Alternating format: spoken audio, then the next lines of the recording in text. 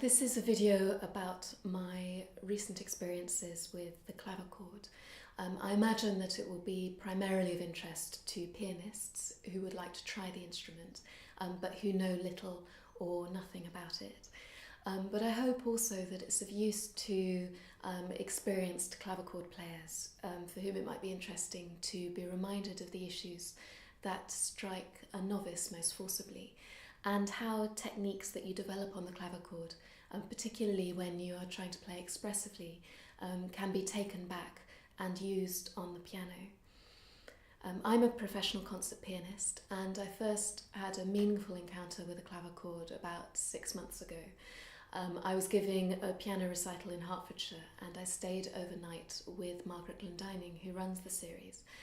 It turns out that she's married to Terry Charleston, the harpsichord player, and he was in, so I was fortunate I was able to try his collection of keyboard instruments, and it was the clavichord that struck me most forcefully. This instrument seemed to respond in a completely unique way, and in a way that had many parallels with issues I had been trying to work on within my piano playing, but found particularly challenging. And I decided I wanted to explore further. Terry kindly put me in touch with clavichord owners and performers in the area, and I went to visit David Griffel to try out his clavichord before Christmas, and he very kindly offered to lend me the instrument. So I had this very beautiful clavichord by Peter Babington in my studio for 3 months. And I spent a lot of time working quite intensively on it when I could. I must say now that it's been 2 months since I returned the clavichord to David, so I am both an inexpert player and now a rusty one. But I hope that when I do demonstrate a little in the course of this video, that the points I'm making are clear and encourage you to explore further. The most interesting and profound way in which the clavichord responds differently from the piano is in the way the sound is produced. On a grand piano you have the string here, a key here, and the hammer, when you strike the key, comes up, bashes the string and bounces back. Once you have depressed a key, the note starts and then it diminuendos, and there is no way of altering the trajectory of that apart from by increasing the diminuendo and cutting the note off with the dampers. On the clavichord, you have your string and your key, but instead of a hammer, there is a metal plectrum. And this comes up and it remains in contact with the string for the duration of the note. So your finger has to stay in the key for the note to continue. There is no pedal to do the job for you. And also, if you want the sound to live, to really sing, you actually have to exert some pressure on the key. It's not enough just to leave your finger in the key in the way that you would on a piano. You have to really press down. And on top of this, if you press still further, you can encourage the plectrum to push more intensely into the string. And this creates a tiny increase in volume, so a little crescendo, and it also pushes the pitch up. Makes it sharper, so you can do various vibrato, pitch-based vibrato, as it were, and in the clavichord world that's called bebung, and that's not something that I've looked into at all really. I've been working very much on the basic technique of playing, and my progress has been limited. But for me, what was the most interesting thing is this idea of having to exert some pressure on the key still, because then you are engaged with the note for its duration. On the piano, you can, to a certain extent, get away with just depressing the note and then letting it go orally. And we tend, as pianists, not to pay as much attention to the middle and the end of the notes as we do to the beginning. On the clavichord, you have to pay attention to everything, and particularly, perhaps, the end, particularly when you're negotiating that transfer between one note and the next.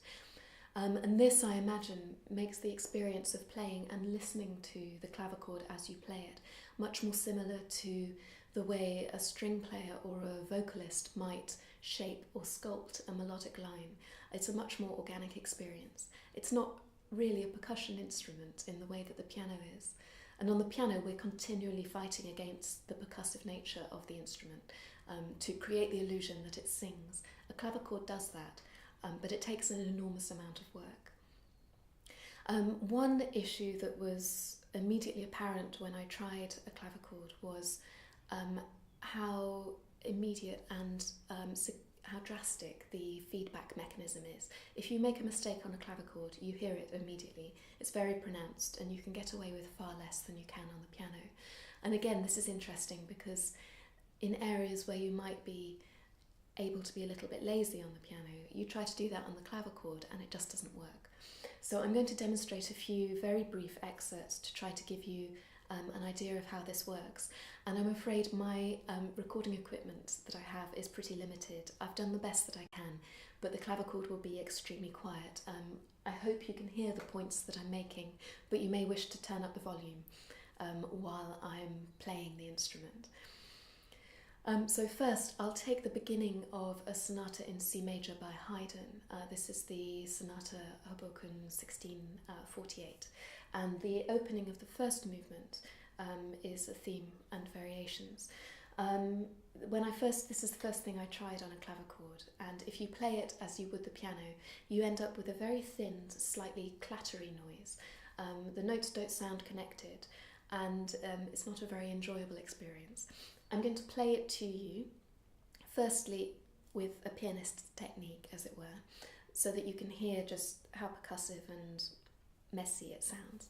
And then I will try to play it with a technique that is more suited to the clavichord, where you hear this line, this connection.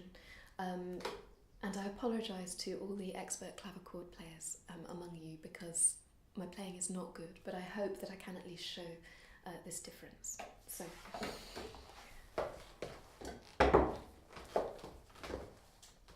this is perhaps as a pianist might play it.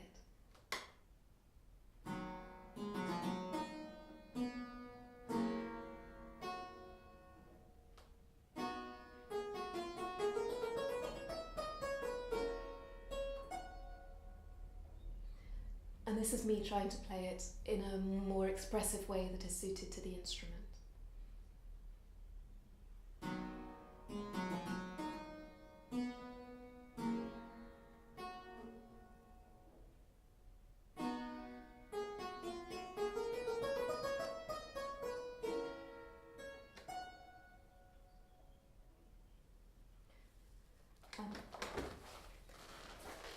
Another time this difference struck me very clearly was when I was working on a Mozart concerto in C minor. Now, the concerto was written for the forte piano, and you would never perform it on a clavichord, primarily because the instrument just isn't loud enough. But there was a part in the second movement, the second bar, where it had always been a little problematic on the piano, but I thought it was acceptable in the context of what I was playing around it.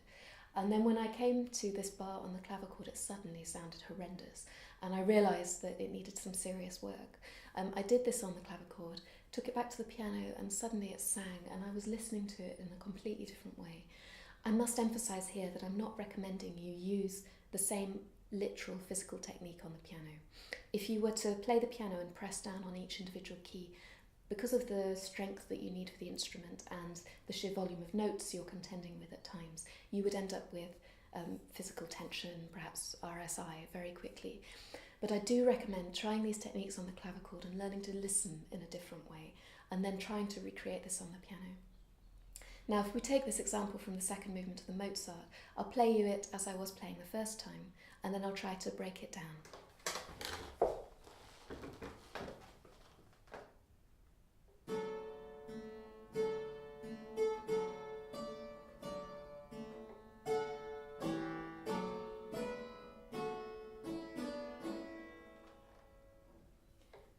Now, the first bar was grotty and the second bar was even worse, and I found it very difficult on the clavichord to play two notes or three notes at the same time and give all the different notes and all the different lines the same kind of expressive quality. I spent a long time working on the right hand like this.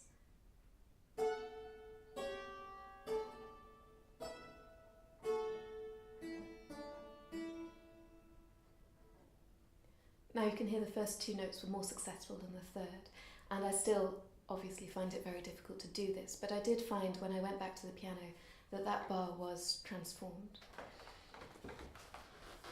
I'll now discuss the issue of precision on the clavichord, and this is important in two respects. First, just in terms of the basic placement of the notes. On the clavichord, the keys are thinner, and the keyboard as a whole is much shorter. And I'm disregarding the fact that there are notes that we don't have on the clavichord that you do on the piano. Between the F and the F at the top, the general horizontal distance is shorter than it would be on a piano. And in fact, this wasn't a problem, which says something interesting perhaps about how we conceive spatial dimensions. I had no problem hitting the right notes when I was leaping, because everything is still relatively in the same place, even though the distances involved are smaller. But I did find that if you accidentally clip a key on the way past, it immediately sounds. On the piano, you can depress a key a certain amount and it has no effect. On the clavichord, just the slightest touch will make a sound, and if you land on a note and clip a note on your way there,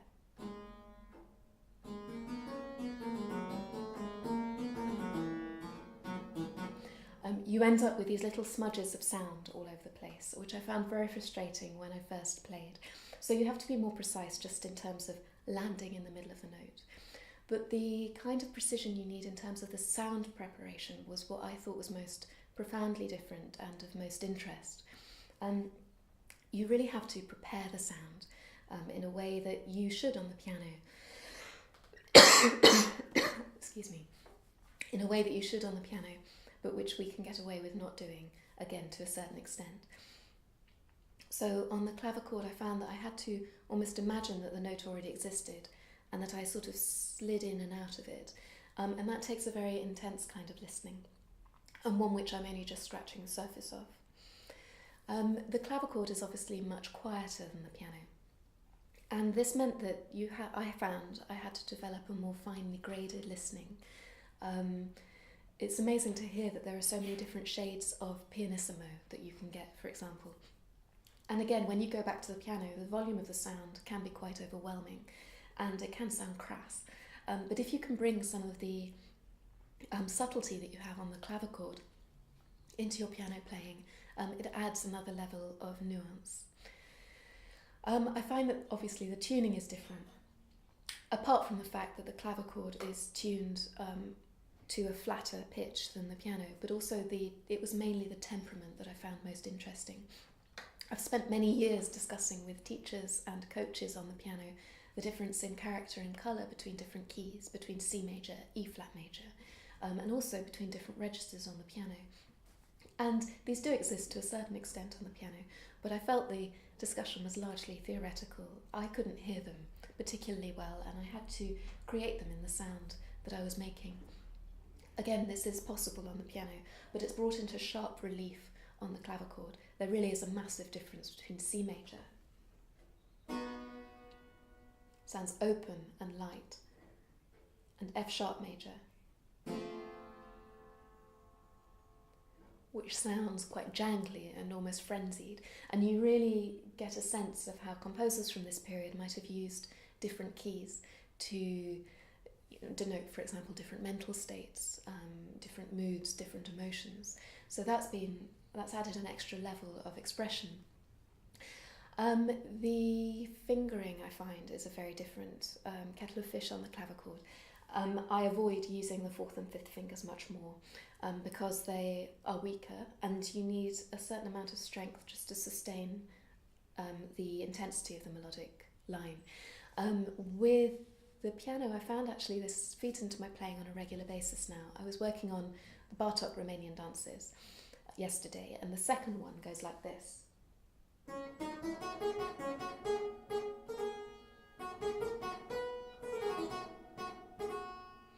When you get to the C at the top,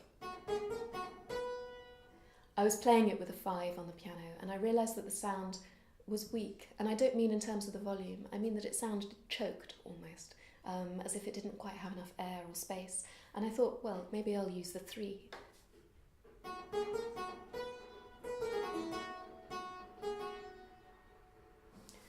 And here, this it made a big difference on the piano as well. Again, not just the volume, but the way that I had control over the line and how it developed.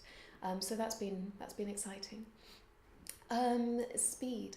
It's much more difficult to play at speed on the clavichord and still create a good sound. When I had semiquaver passages,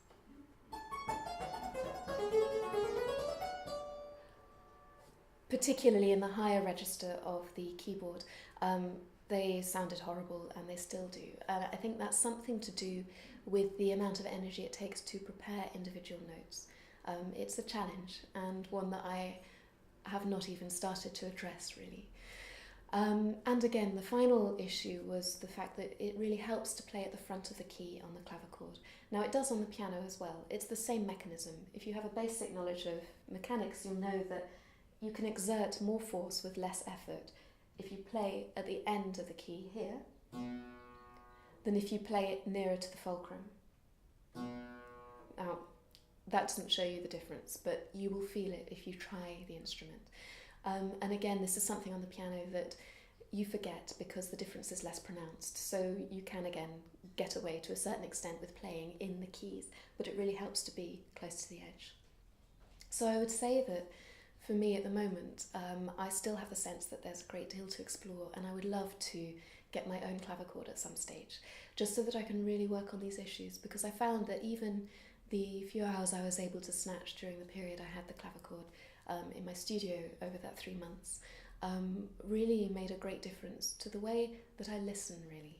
And when I went back to the piano, I still find those issues coming into my playing, and they tie into every aspect of how I approach both instruments now. But I would say also that this idea of sustaining a musical line in the way that a string player or a singer might, to actually have practical experience of that as a keyboard player is very valuable, and I don't think it's going too far to say that it really has revolutionised how I view music and how I view what I'm doing, and how I create expression and emotion in music. So if you do have the chance to try a clavichord as a pianist, I would recommend it very strongly. It's been a wonderful experience for me, and one that I hope to continue with.